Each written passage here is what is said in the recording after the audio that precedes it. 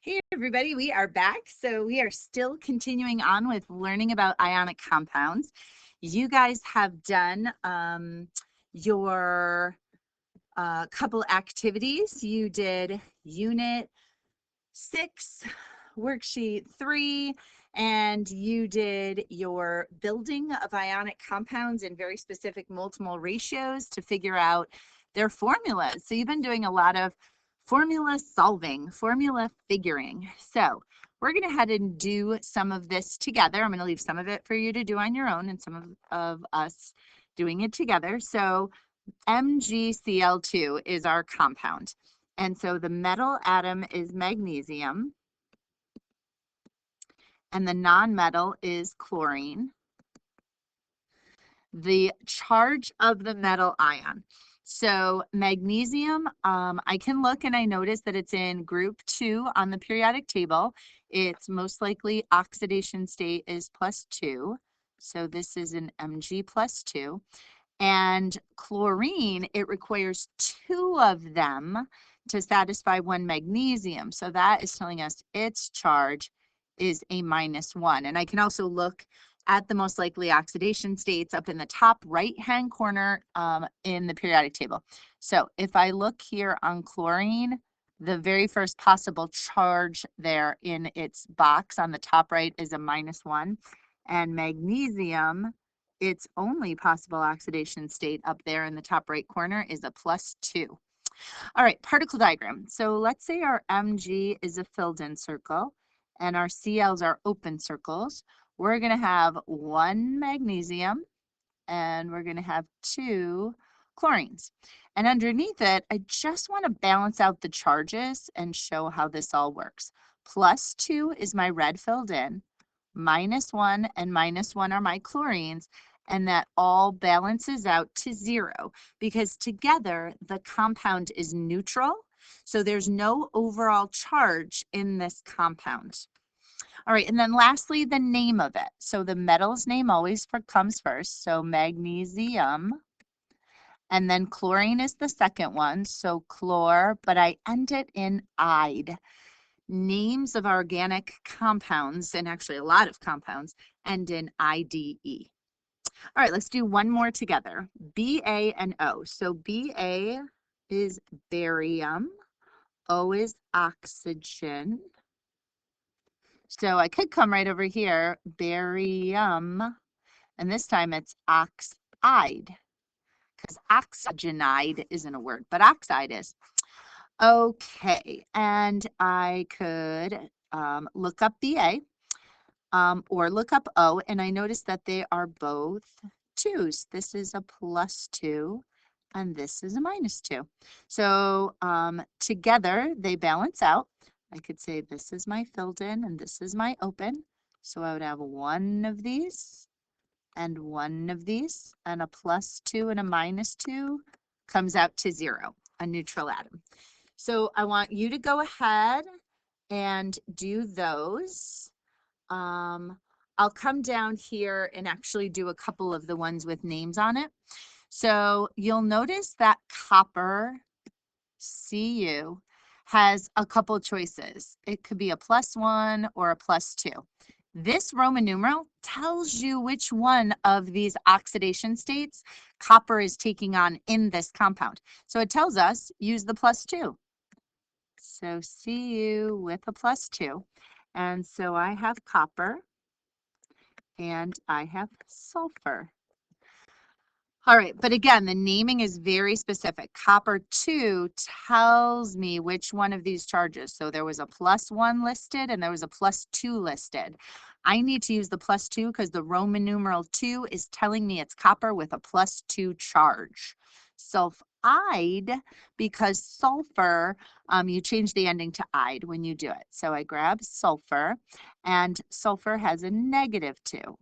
So if I say this is my filled in one, and this is not, these balance out. 1 of these to 1 of these, and a +2 to a -2 comes out to 0. All right, I'll do one more with you. Iron 3 oxide. So that means the iron is going to have a +3 charge on it. So iron has a couple choices. It could be a +2 or a +3, but I never have to guess because the name tells me the charge of the iron.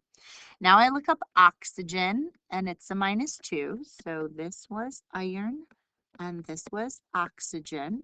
And now you know, whenever there's a Roman numeral, that means there are multiple oxidation states and it tells me which oxidation state or which charge to use. And anytime I'm using a metal on the periodic table that has more than one possible oxidation state, I've got to use this Roman numeral in the name. Okay, and so I'm going to use this for my metal and this for my non-metal. So I need 2 irons and 3 oxygens. So I'm just going to line them all up right here. 3 of the clear and 2 of the dark. And then I would go -2 + 3 -2 + 3 -2. All right, so -2, -2, and -2 is -6. +3 and +3 is +6. Yay, comes out to neutral. So again, my compound is neutral, but the ions that make them up each have a charge. All right, so you go ahead and do the rest of that for practice. And then I'm going to move on. So you can pause me. And then when you're ready, just unpause me.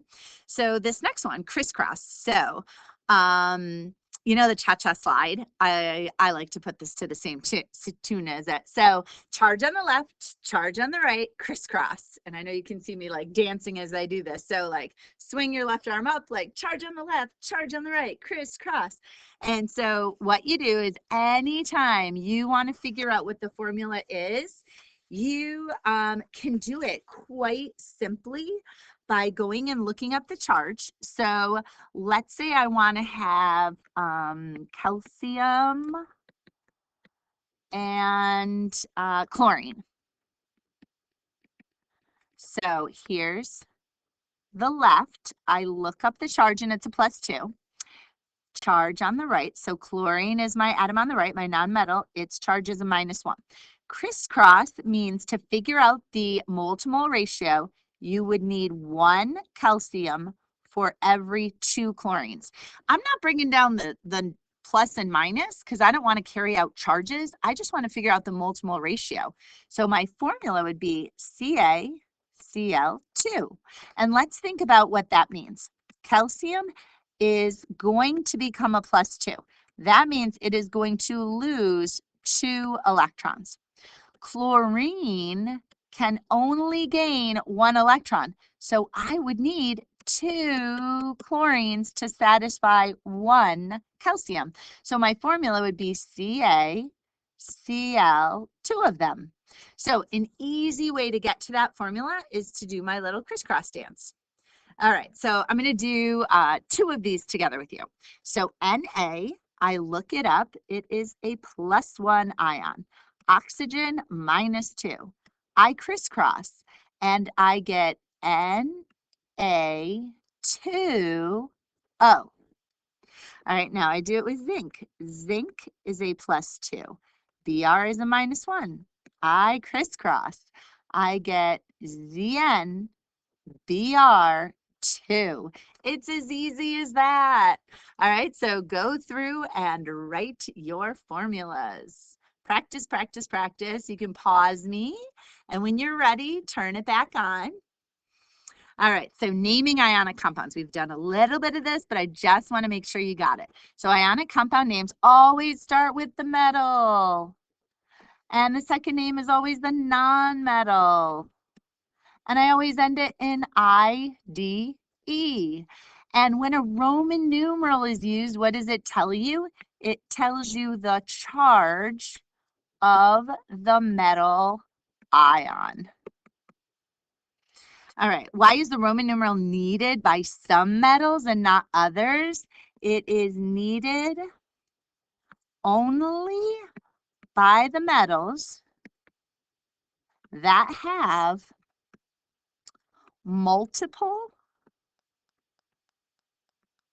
oxidation states. Remember, an oxidation state is just a charge listed on the periodic table. So I'll draw an example. Let's do titanium, Ti. Ti could be a +2, a +3, or a +4. So those are multiple oxidation states. So that means the name of any compound with titanium in it always needs a Roman numeral. It might be titanium 2 oxide, or titanium 3 oxide, or titanium 4 oxide.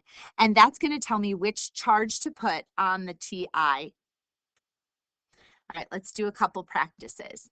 FeCl2. So I need to come up with the name of it. So first thing I'm going to do is I'm going to use this space. I'm going to crisscross reverse, which means I'm going to say, okay, this 2 came from up here. This 1, which I know if there's nothing there, it's always a 1, came from over here. The metal is always a positive. The nonmetal is always a negative. So the name would be iron 2. So Roman numerals in parentheses, chloride.